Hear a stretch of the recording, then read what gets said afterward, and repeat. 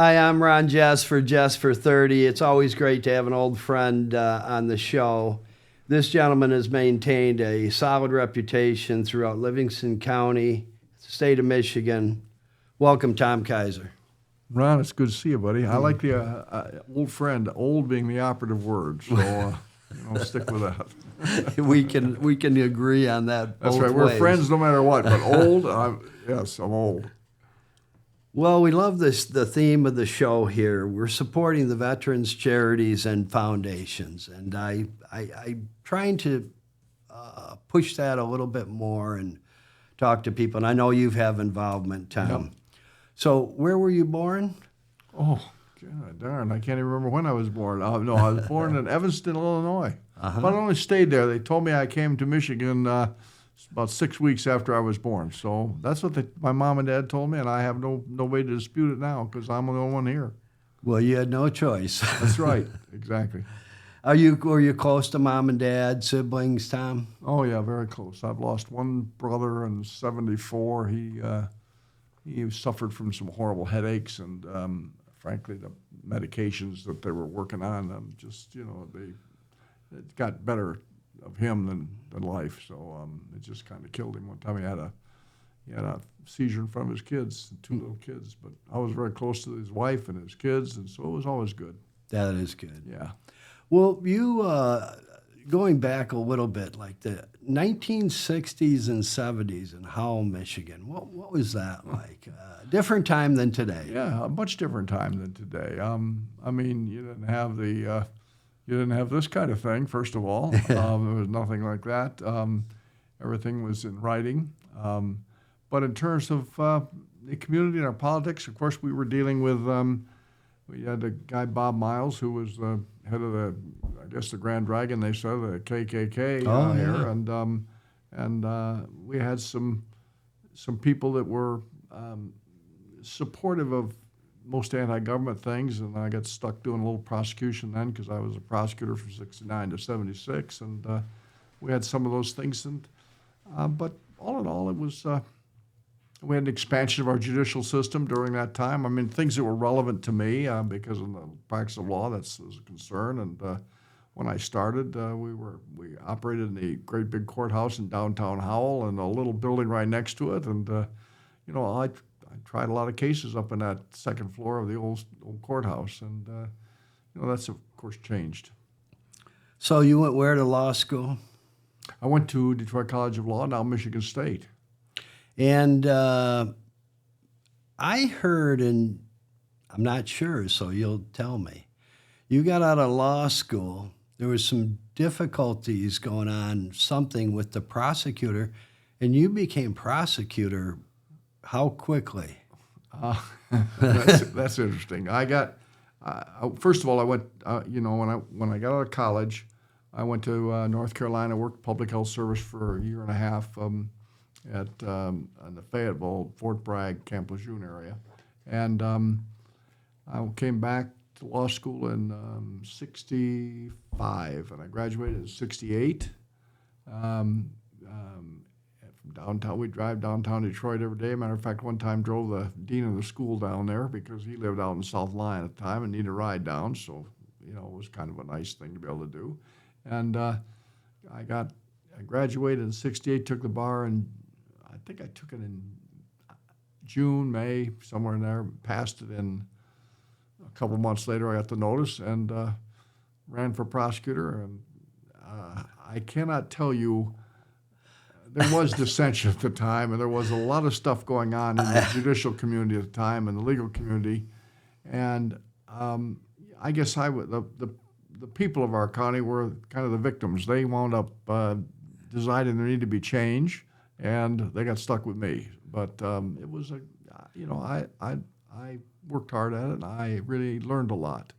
Well, they got stuck with you, but it was like hitting a home run. You're a great guy, and you were a prosecutor almost from the get-go, attorney, and then eventually you owned Kizer law firm. I decided, let's see, I ran twice.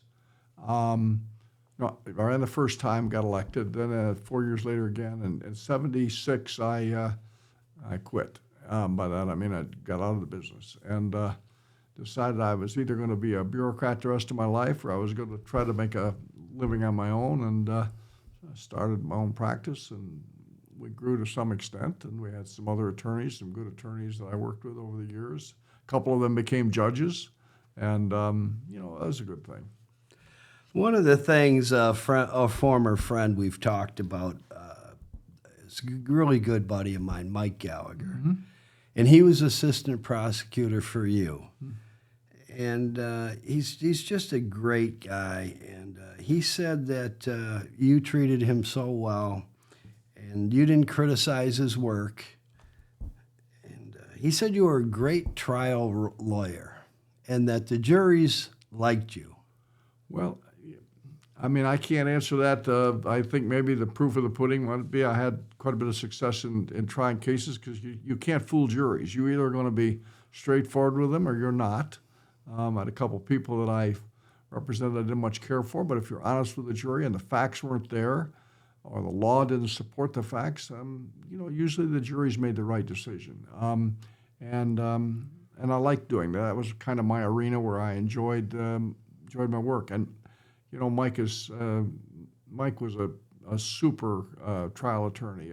I've told you that. And I thought he doesn't need to compliment me because, the truth is we both knew what we were doing, and I was very comfortable with him as an assistant. And I just thought he had a good grasp of what was right and what was wrong. Yeah, he's retired these days and enjoying his life over on Flint Road in Brighton, and across the way from Denny McLean, and he tells me he gets paid to breathe. Well, let me say this: I think they're using his brain yet too. If he's getting paid, so somebody's using his brain. Yeah, which he had. He was Loyola grad. He's a smart guy. So many big cities have a catch and release and no bond these days. What do you think about all that? Well, I mean, look, you can't. I think we've gone too far the other way. I think that I've always felt that we've got to make sure we get our criminals off the street, and then we sometimes have to determine who are our criminals and who belongs in jail and who doesn't belong in jail. And sometimes they paint everybody with the same brush. You cannot do that in the law. I don't think you can do that in the legal system. And the good news is I'm pretty satisfied with the way our county handles things in our area. The sheriff understands who the criminals are, the prosecutor understands who the criminals are, and they at the same time will work with people who really don't belong there. Don't belong in the jail system itself. So, there's no bright line, but I think that many of these cities have just gone the wrong way. They're just kicking people loose, and then they're not accountable. I mean, they don't even put a condition. For example, in our particular county, if you've had a history of, for instance, drinking and driving, eventually, even if you're presumed innocent, by the way, until you're convicted, but bond sometimes for some people they'll require a monitor. They'll require judges will require some testing regularly. Some people wear a device that they can blow into, and it records certain things from their whether they've got any alcohol in their system. So there are some proactive ways to keep people out of jail and give them an opportunity to rehab. But I think, Ron, you just can't just let people loose and hope they'll show up again, because that's what we're hearing, that they don't show up all the time. Well, one of the things that's happening out in New York City is, and it's happening all over the country, but that prosecution out there, just like what happened in Atlanta, evidently somebody's sleeping with somebody, and all of a sudden the trace case there is probably dropped. And I don't get real political here ever, but the Donald Trump thing, to me, with what they're doing during a political race year, what do you think about all that? I don't think any citizen who violates the law seriously should be immune from accountability to the law. I don't, but I think there's strong arguments to be made that certain certain people, our presidents, for example, we've got to remove them to some extent from some of the criminal behavior. I remember Bill Clinton had, when he was president, had this problem that got himself, he was actually misusing, frankly, for lack of a better word, misusing the Oval Office. And it was insulting to all of us. But did that deserve a prosecution? Probably not. And did it deserve an impeachment? Probably not. So I think we have to be very careful on what we do. And I think what they're doing right now is generating, no matter which side you're on, they're generating, to those who don't like Trump, they're generating more support for not for him, but for those people who don't like him anyway. Mm-hmm. I don't think the prosecution is ultimately going to change the vote. What I do think is it keeps a potential presidential candidate, who is the lead Republican candidate, off the campaign trail, and I think that's sad. Now, in terms of the prosecutions themselves, this fiasco in Atlanta, mm-hmm. I'm sorry, it just amazes me to think that this prosecutor would subject herself and her office to that criticism in probably the most highly publicized situation anybody could be in, by having this relationship with somebody that's been paid, what, $600,000 at one time or thereabouts. Well, if we read the media and believe it, that disgusts me. Well, I think the same thing with Letitia James. I mean, Letitia James is laughing about what she did. I don't think prosecutors ought to be laughing about what they do. What they ought to be doing is administering the law fairly. They ought to follow the facts. And if they have to prosecute somebody, it ought not be a joy to prosecute them. I didn't even find a joy in some things that happened out here because it's hurtful to everyone. Well, that was the next question, was politics aside, your thoughts regarding Livingston County Judge Teresa Brennan. And it's no secret, it was a rise and it was a fall, and without being personal, the legal end of it, Tom. Well, that's, to me, the legal end of it is what's it. I mean, there are those that, when I started raising this issue in 2013, there were those who were quick to say, he just doesn't like Teresa Brennan.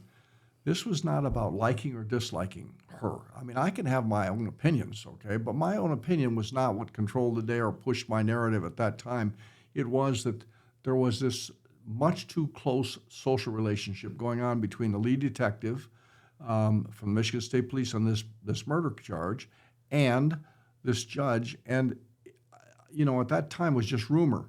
So I raised it to the prosecutors, and that office basically just poo-pooed it. And now I know why they poo-pooed it, because they had a goal and an agenda, and their goal and agenda was to obtain a conviction on evidence that wasn't really overwhelming. I'm not commenting on whether this guy did or didn't do it. I don't know to this day, and it's a horrible crime. But he is, just like every other person charged with the most heinous of crimes, has a right to his day in court and a fair trial and due process. I mean, those constitutional principles mean something to me. And I think they do to most people, especially those who suffer the prosecution done by the states. So I think we have a duty to do that. We're not in the Wild West anymore. We don't just hang them before the trial. We hang them maybe after the trial, but after they've had a legitimate day in court. Well, it was a murder trial. It wasn't exactly, it was theft or something small. It was a big time. Yeah. I must say we had some legal issues with one of our daughters at a time here in Livingston County. And to be honest, Judge Brennan was great to our daughter. She gave her good advice, sent her in the right direction. And, we're meat and potato people, Tom. Right. I mean, she was fair to the daughter and our daughter, and, that was that, And I think I had a breakfast with Tim Corrigan yesterday morning. Mm-hmm. Pretty big guy out here in Brighton, and good guy. Very well respected. Yeah, Tim and Mike. And whole family, as far as I'm concerned. Yeah. And Flint Road's, they kind of own Flint Road. But he said that she's getting on with her life, and she wants to put that behind her. And, life is, there's a movie with a judge and Robert Downey Jr., and it's called Redemption. And everybody in this life Hey, we've all made mistakes. There's no question. I mean, when she first was going to seek the appointment to be the judge, she came to me and asked me would I support her, and I ultimately said I would. And I even with my wife at the went through a supporting for wearing her T-shirts and so forth, and Brennan for district judge, and I felt very happy about her. She was extremely personable, and she could be charming, very charming. The difficulty became that sometimes I used to call it with, and she was not the first judge that I had problems with, okay? But I felt that too often some judges wind up with what we attorneys used to call black robe disease, and that has become where they wind up more really feeling better than everybody else, and you cannot do that. You have to stay. So when she, for example, helped your daughter, Yes. she did a lot of good things. I mean, I'm not trying to knock what she did. She had her moments that she was excellent, but she had too many moments where she really, for lack of a better word, abused people from the bench, and that's unacceptable. The most important thing to me is on this case, this most serious case in our system, this murder case, she had every opportunity. The very first thing she could have said, I don't think I want to handle this case. I think I've got too much on my docket. She had a chance to reject it, and she chose not to. And she knew she should have in her mind at that time, because she was already a friend with the person she ultimately had a relationship with. Now, when that relationship occurred, real personal nature of a romantic situation, I don't know when it started, nor do I care. What I do know is the connection that she had was far too close to have entitled her to remain on that case. And it was discovered, unfortunately, not in 2008 when the charge occurred, not in 2013 when the trial was about to happen, but in 2017, and the local prosecutor at the time didn't do anything about it until 2019. So they vacated the conviction based upon structural denial of due process in a fair trial caused between the relationship between this judge and the cop. That makes sense. Yeah, it was. There's a couple of great families out in Howell, and you've met some great attorneys. I know Hensick and Don Lewis, a nice guy. And Yeah. there's some young guys out there that probably close to your heart and mine, I think, and from prominent families, Gherkin and Decker. Good attorneys. Yeah, Ryan and Andy. Yeah. Are they? They doing a good job? Yeah, they're very professional about their handling of things, and they've got a good reputation, both of them. Yeah, And they were just damn kids. Oh, excuse me. Not anymore. No, not anymore. That's right. Hey, they're both great. Andy and I share a love of U of M football. He gets a tent down there right near the stadium, and we see him once in a while at tailgates. The Gherkin family, of course, Doug Gherkin was 2 years older than I was, or 3 years older. I can't remember which, but he was a good athlete in school, and I'm just a young kid at the time, and so I know the Gherkin family well. Well, my first guest on this show we did out at Brighton High School, right in front of the football stadium, and we had Jeff Menack, and he talked about the Varsity Club Foundation, and they give money away, and we help them out and stuff. And it's families like that. You go down to Marks, Coney Island, and you run into Judge Hattie, retired now, and I kind of miss that. Brighton is a big small town. There's something about those old families and how that's priceless, what you guys have. What the county seat probably had a lot to do with it, I suppose. For some reason, now Brighton has expanded. I mean, it's a joy to drive down through town. I mean, they got so much going on. I'm very impressed. I went to a play there, a little the WILDE Theater, and good friend of mine gave me the tickets, and it was very homey and personal, and you know what? They don't have that kind of thing very many places. So Brighton has great to offer. I think Howell has a much more rural hometown look than Brighton does, because Brighton is truly expanding immensely, you know. Well, I had a conversation yesterday, pretty interesting. We're always scratching for new guests, and Mickey Redmond's one. Aiden Hutchinson's another one. He's kind of the cherry. Young guy, too. Michigan Lions. Lions are building their defense around Aiden Hutchinson right now, and he's a dynamo. And I was talking to George Moses, and George Moses owns the Marketeer. Oh, yeah. And that dude, he's hilarious. And, you know, for a guy his age, he rides around Kensington every other day. Every time I talk to him, he's traveling here or there. So I told him I was watching this kind of weird with Diane Ladd and the guy, Purple Rose Theater, Right. Jeff Daniels. Jeff Daniels. So I said, yeah, you know, Jeff Daniels. And he said, Jeff Daniels? I go, yeah, Purple Rose Theater. And he goes, what are you telling me? I'm on the board. That's I crazy. said, well, give him my phone number. Right, right. That's a cool series. If you get a chance, it's on Netflix. Netflix. Have you I seen it? finished it. I I told my wife's up north at our place, and she's doing some work there. I couldn't go up this week, but she had started it, and I said, "You've got to finish it, and then we'll talk," because the finish is hilarious. It's Anyway, not for kids. not for kids, and it's not a show for kids for sure. No. Remember the movie One Flew Over the Cuckoo's Nest? Oh yeah, very well. I had a buddy who he had a saying, we're all crazy. The only difference is they got caught. That's everybody's crazy. I believe that. You know what? Oh, yeah. Yeah. Everybody. I We mean, are- I mean, Especially we're all today, individuals. it's getting exposed maybe with all this. right. You know, why do I do this for nothing every 2 weeks? You know, I know. It costs you money, and That's right. It's for, you know what it is? It's meeting guys like you and Darren McCarty and Lance Parrish, and Mel Farr Jr. was really cool. Yeah, that's great. He was cool. Mel Farr, I think Mel Farr. When my dad was in business in Detroit, and Darris McCord, who used to be one of the fearsome force in the Detroit Lions, and Alex Karras. yeah, Darris.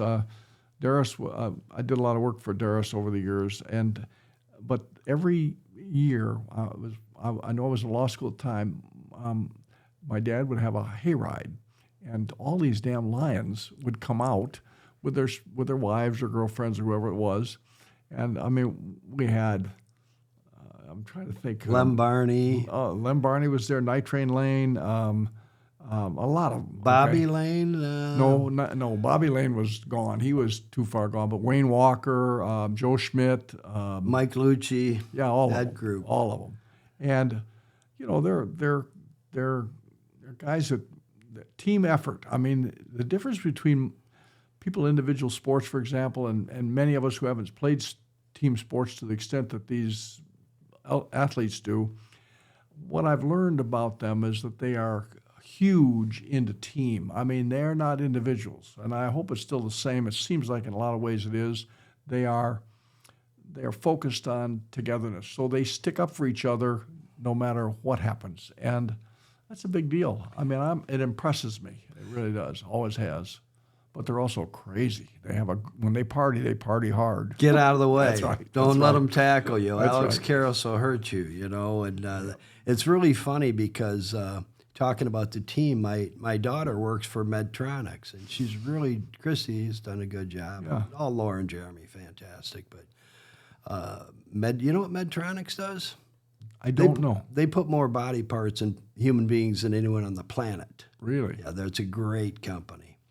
And, you know, talking about them and how they operate, Christy said, Dad, they hire football players, baseball players from a high level, either pro or college, stars, because they're team guys. You bet. You know. You bet. No question about it. Yeah, that's good. I think that's true. I watched a little bit of that Netflix thing. It's on right now, Tom Brady roast. I won't watch that. Well, let me say this. I I saw watched it. it, and I want to say little this. bit. I want to say this.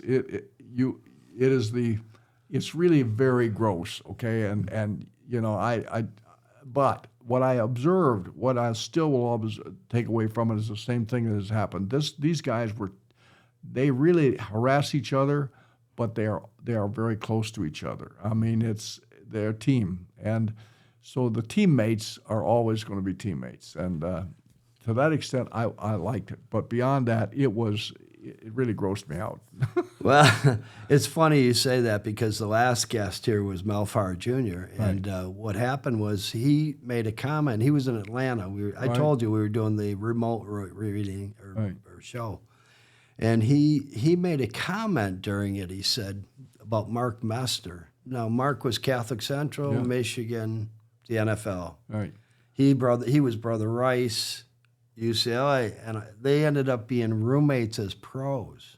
Right. And what happened was during the interview, Mel he says, well, Mark was chasing Deion Sanders and he wasn't going to catch him and he ripped his knee up. But he goes, but we all know Mark's not fleet of foot. Right.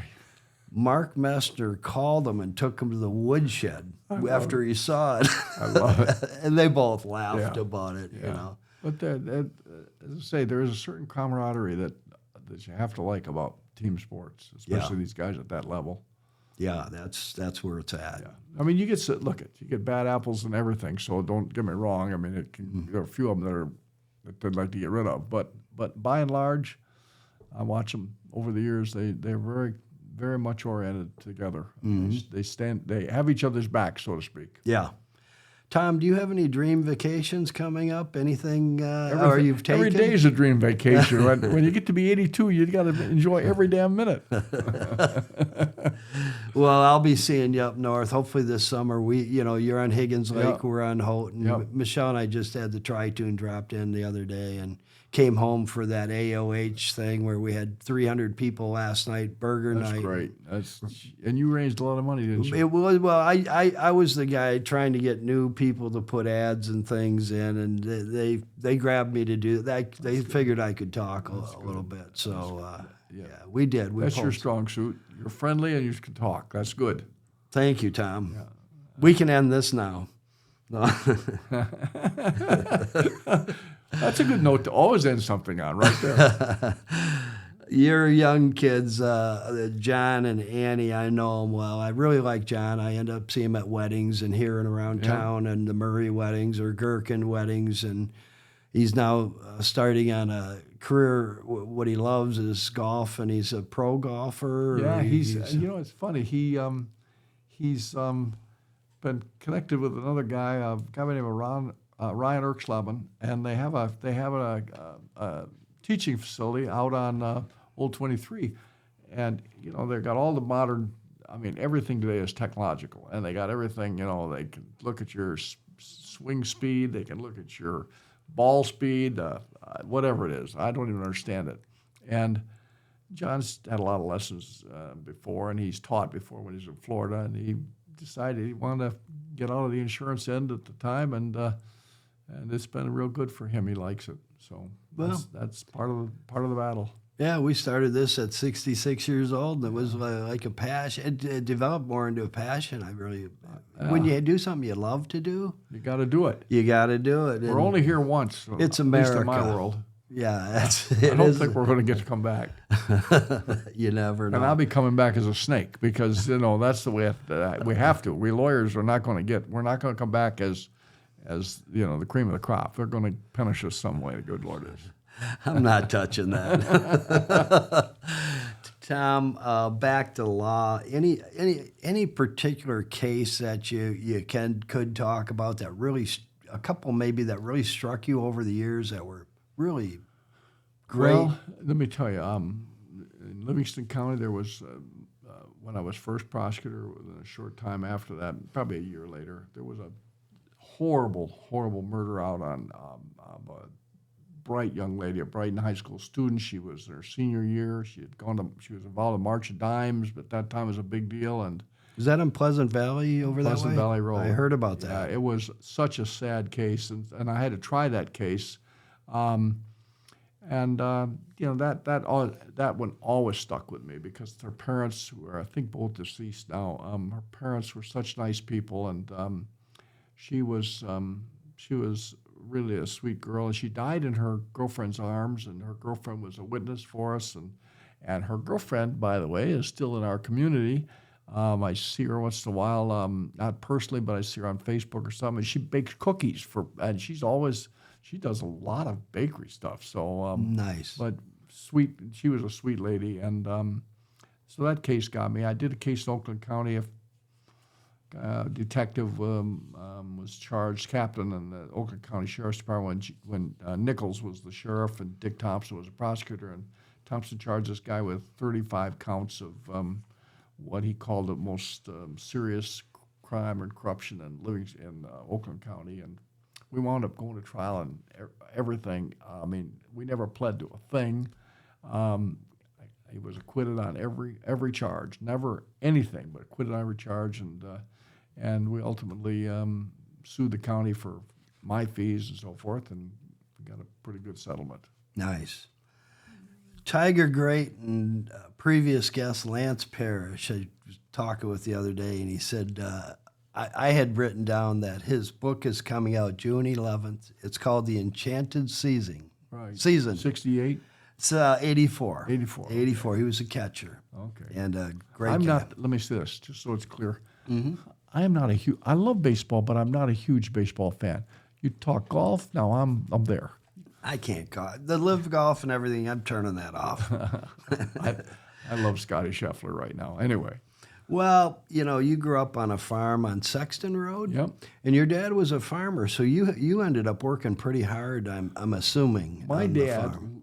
dad was actually in the blueprint business. Had a blueprint company in Detroit. When the blueprint papers, they made blueprint papers when that business was it. But And he was a writer. he was a writer. For the He loved- Argus? yeah, Or for the it was the Livingston Press at the time. Okay. Anyway, he loved doing that. That was his passion. His friend, he was a journalism major at Northwestern, so I think that's probably where that came from. But farming was his hobby, but it wasn't a hobby. It was really his passion as well. He loved coming back, and he used to tell me, you know what, if you can grow crops, if you can plant a garden, you can never be poor because you'll always be able to eat. You'll never starve. And, he was right. Yeah, our first podcast was end of August, and it was Jeff Menach, and we talked about his foundation and good guy, great old Howell family. Now, he called me when he was writing the story that he was going to read in front of the high schools, and I was at a funeral parlor in Howell. Right. And Jeff called me, and he was real passionate. He said, Ron, I haven't read this to anyone. I said, okay. My mom and dad are in there waiting. It was the St. Agatha family out in Howell and the Blazak family. And I'm in the car, and my mom and dad are waiting, and Jeff's talking, and he couldn't get through it. He ultimately ended talking to the high school kids, and you defended him, and what was that like? I don't even remember. That's the good news about being old. I don't remember half the people I defended. Yeah, okay? well, but I'm sure it was not anything bad. Okay. It was bad. It was two guys died out on Coon Lake, that Pinckney Howell Road. They hit a free press truck, and Jeff it was his car, and they had been to Pinckney, snuck under the tent, and it was a beer tent, and they drank a bunch, and they took a couple girls out there when they went there from Howell. Well, he drove home, and now it's in late, early in the morning. He said, well, where's these girls? Oh, we forgot them. He drove back to Pinckney with the other guys, and it was his car, but he ended up in the back seat. Okay. And I say that with all due respect to Jeff Menach. I love Jeff. He's like a brother to me. But you did defend him. Well, that's good. That's good. It's good that I can't remember because I couldn't talk about it anyway if I could remember. Just call me. I'll fill everybody in. No, I've heard enough I know, time. but the reason I couldn't talk about it is, I mean, if I did represent Jeff on that and it was there, I couldn't talk about it anyway. Your attorney-client privilege, I'm never relieved from that. See, God, you sound like Father Shabao. We had him in here, and I was asking him about people. I said, hey, some of these people you get in confession, what do they tell you? Yeah. That was I hope they don't tell. I hope the priest doesn't tell what I've told him in confession from time to time. We all have confessions. That's right. Vena Dental, your support group provide dental, underprivileged, I believe, right here in Brighton. It's in Brighton. It's a great, I'm connected to it to my dentist.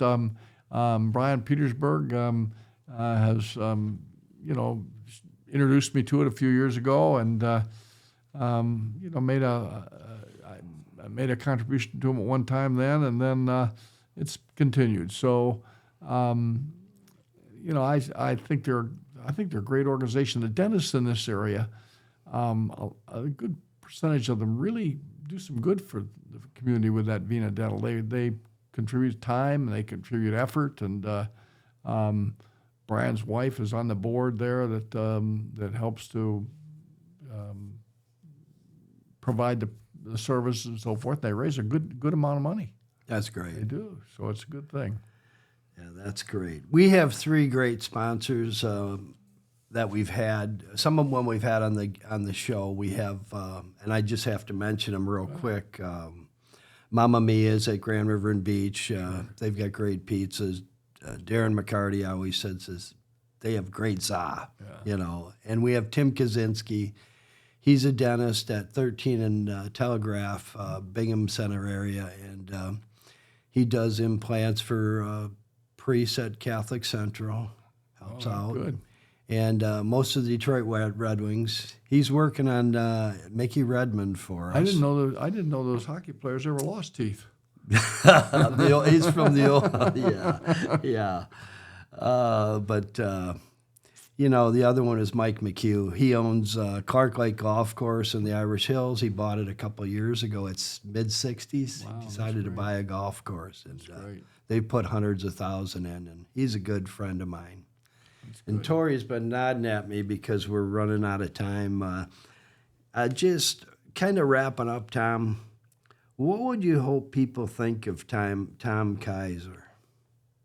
Probably better that they don't think at all. Then I'm in good shape there. Is that part of benefit of getting older? That's right. Seriously. I hope that the people that I did work for, I hope they, generally thought that I gave them what they needed.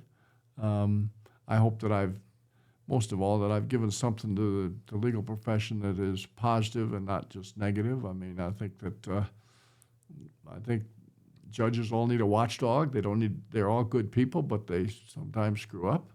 And I think that they need somebody who speaks. I hope I've been one of those people that has done that when necessary. And so that would be my hope, that I've enjoyed my life, which I have.